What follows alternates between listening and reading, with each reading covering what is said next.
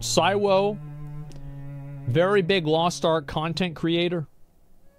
Everybody knows Cywo, from the Lost Ark community at least. Moved over and started playing Diablo 4. And now you have this.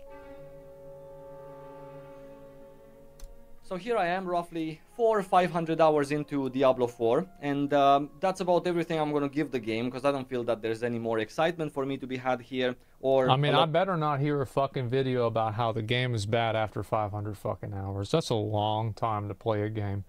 Oh my god, like 500 hours? Yeah, you had a good time. Of fun, and just waiting for a possible brighter future, just being here and doing nothing that's very interesting as a player. Yeah. Not really something I want to do.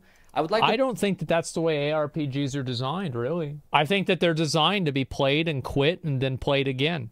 Preface this video by saying that these are my thoughts coming from a background of MMORPGs, with Diablo 4 being my first ever ARPG. Like, I'm doing this build too. I'm not here to reflect the opinion of the ARPG fan base. Most likely, maybe they feel differently than I do. So he's not using Barber either. However, today we're gonna talk about my thoughts in Diablo 4 since the beginning, including Season 1. All the way up until today. I had a fantastic time in the game for the first... Isn't this shit OP as fuck? Like, I fucking hate this shit. I hate this fucking piece of shit ability. Hours when I was brand new, including the betas, and discovering everything about Diablo 4. Yeah. The classes, the systems, the ideas, the combat, the mobs, the plants, the NPCs, the builds, and the Paragon boards. These first 50 hours, I think they've done a fantastic job in Diablo 4. Absolutely. I think it's a super appealing game for new players. It's not only very easy to understand, and it's not only very fun to actually press your buttons and play, basically, and kill mobs with your low-level class. However, when you get to the end, it becomes this gray, murky area of not only boredom, but also lack of substance, I feel, for an ARPG. It felt very, very similar to MMORPGs that I've played in the past, where there's only one route. The only difference is that these MMORPGs have 20 times more variety in terms of pieces of content. So even if it's the same... That's a really good point that he brings up right there. I fucking agree with that. Is that a lot of the times that, like, with PoE, like, if I get bored of doing one thing, I can do something different in PoE. And, like, with WoW, that's the same thing, too.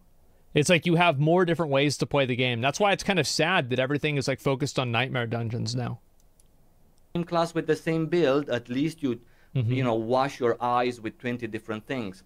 In Diablo 4, obviously endgame content is limited to like 2 things, Nightmare Dungeons tier 100 or high tiers, and Uber Lilith. And that's all you do. But if you cannot even do that on several different builds, and everything else is a pain in the ass and a struggle to avoid getting hit from off screen, or to avoid somehow on a very immobile build just because you want to play something else than the one that everyone else is playing, is just a frustrating experience of making content difficult in that sense. And don't get me wrong, those of you who follow me for a long time, you already know that I absolutely love difficult content. But there is a big difference in between... So he died.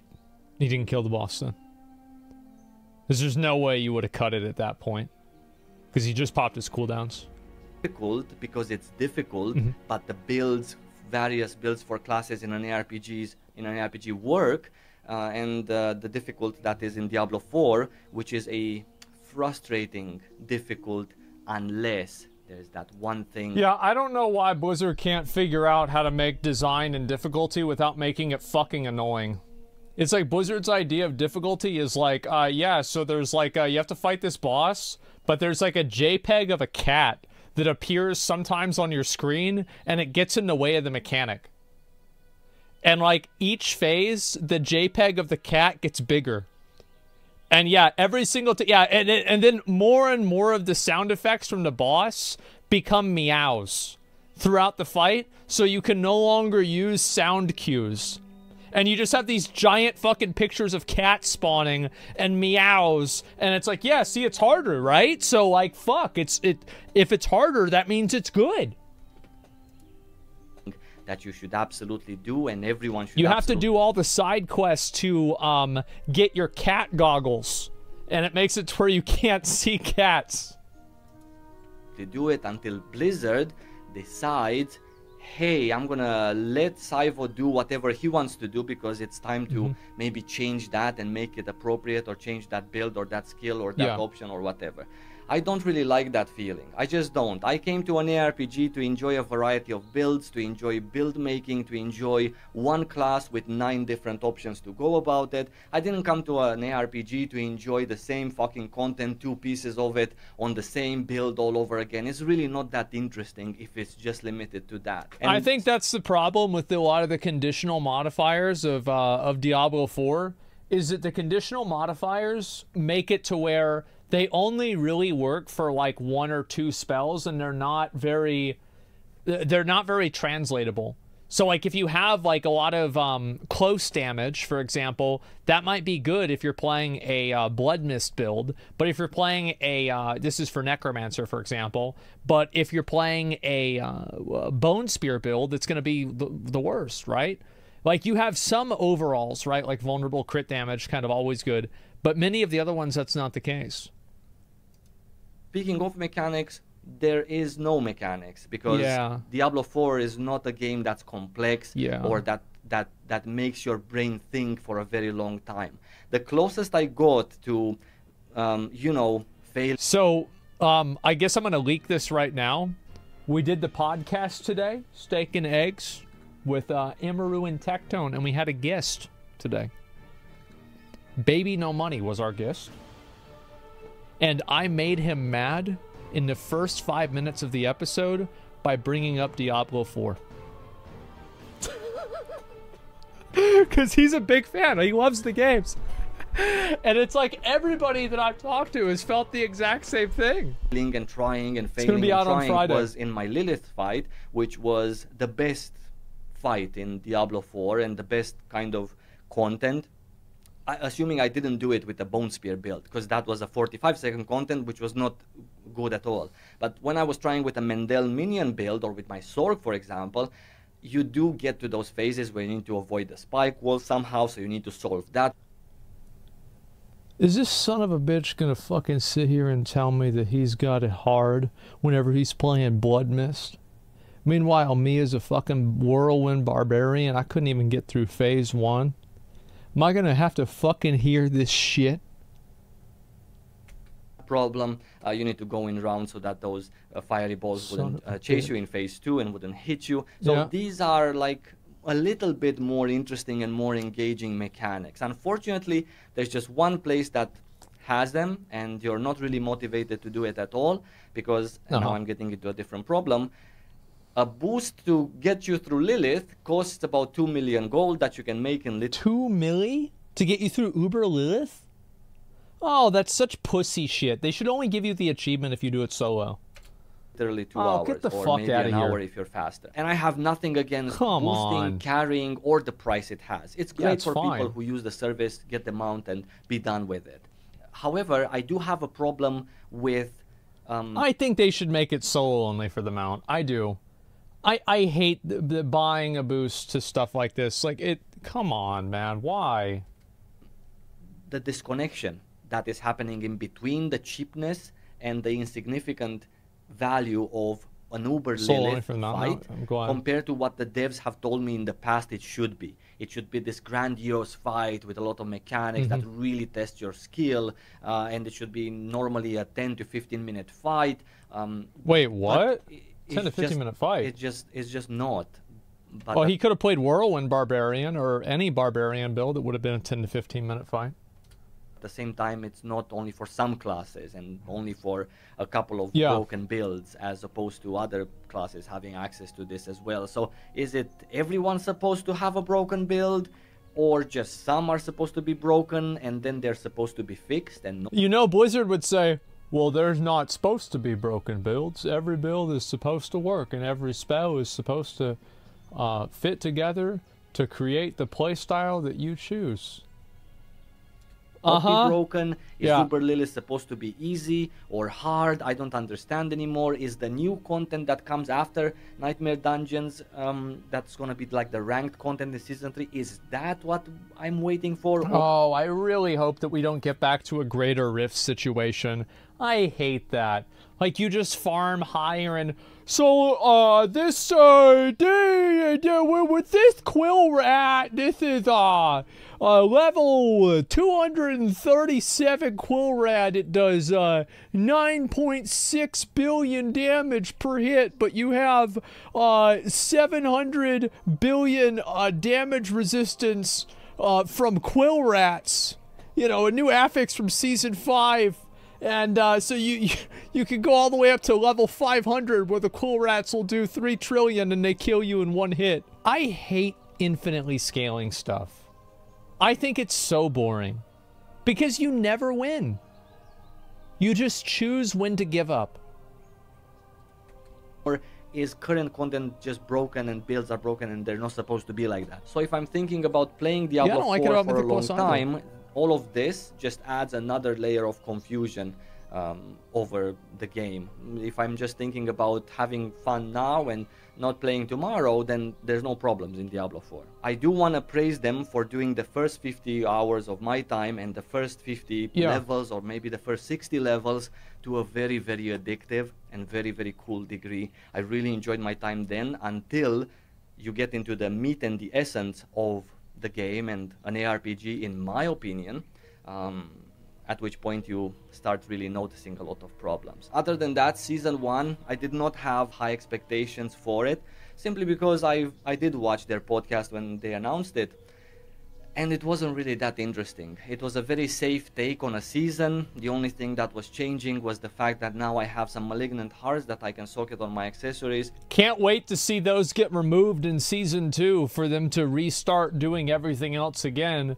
And then the new content from Season 1 gets deleted, and now we have just 2 new things, and now there's no longer malignant tunnels. There are,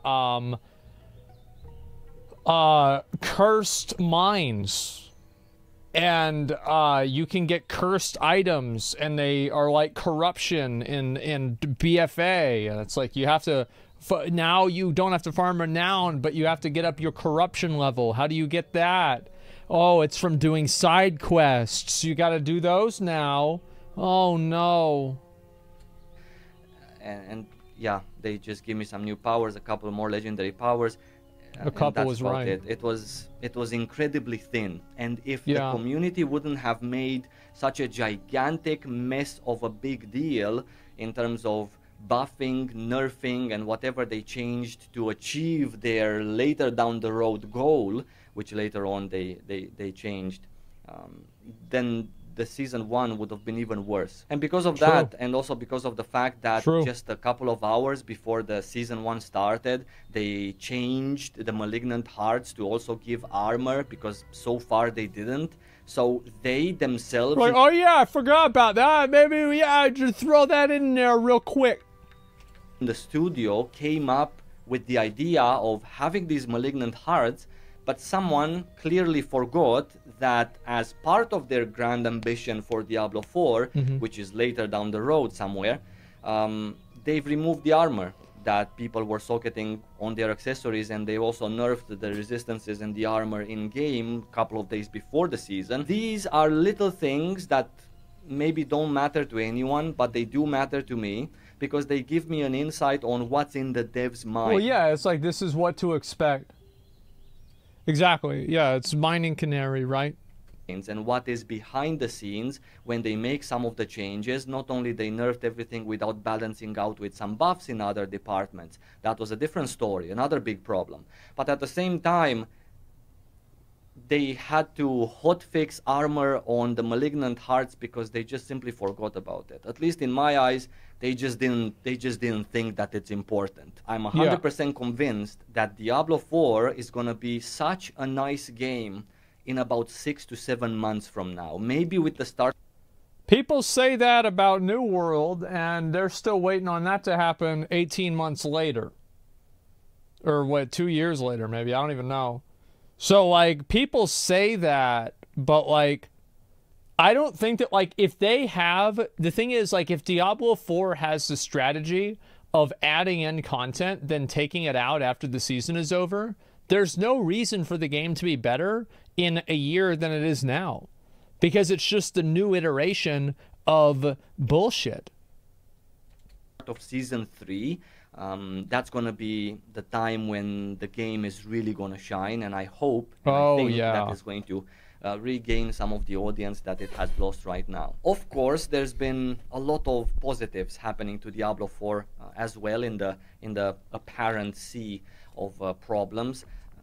But even with these changes, they don't necessarily affect my own problems with the game or my lack of excitement or incentive to push on for some specific goals that I had. The game, in my opinion, is still a game that's in beta, and these changes that they're making, the buffs, the reverts, the changes to nightmare dungeons, the changes to Helltide, the quality of life, the bag, the this, the that, these are all great changes, but they are beta changes. The game needs some life behind it before it actually is going to shine and be captivating and competitive for what I expected of an ARPG. I thank you so much for watching this video. I'm very interested in seeing or reading.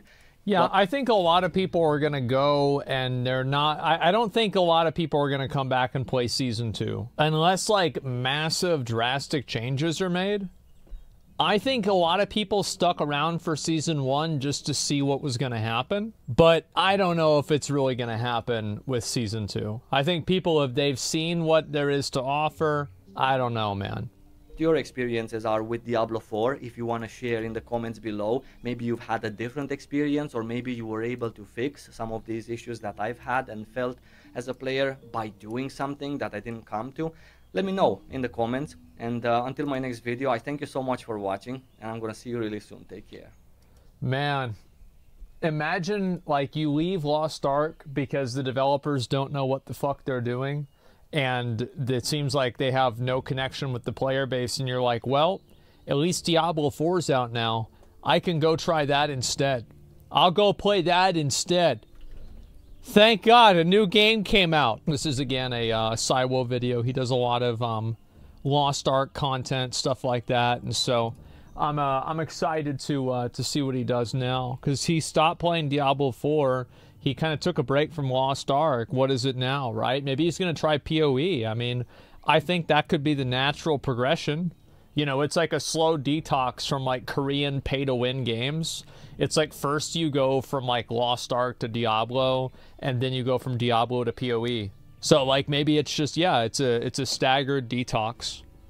He would love PoE? I don't know. There's a lot. Like, PoE is... It's an acquired taste. I think a lot of people might think it's a complex, hard game to understand. It is. Like, you gotta know a lot about it. You playing Baldur's Gate 3? Good for him. No one's starting PoE for the first time with PoE 2 on the horizon. You just wait. That's not true. I think a lot of people are starting PoE. Like, look at, like, for example, the most recent League. What was it called? Fucking Crucible. It had the highest concurrent player count ever for PoE on Steam. So, like, I think so. I definitely think that more people are going to come back and play. I never played PoE. I was so impressed by them lately. Totally feeling like I'm going to give them a chance. Just please, like, if you're going to start playing PoE, that would be my advice. Like, yeah, I hope Cywo tries out PoE. I hope you follow a build guide. I know that you might want to do it yourself and go in blind. I get it. You want to do it. But I think that you should follow a build guide. You should follow a build guide, see what they say to do, and then deviate where you feel like, oh, let's try something different. And I think that's the best way to learn. It's better to learn with a bit of training wheels and then taking them off every once in a while and learning why they were there to begin with. Does that make sense? And then that's whenever you learn, like, what actually works. Because, like, for me, the way I learn what to do, how to do something right, is by doing it wrong. I learn by fucking up.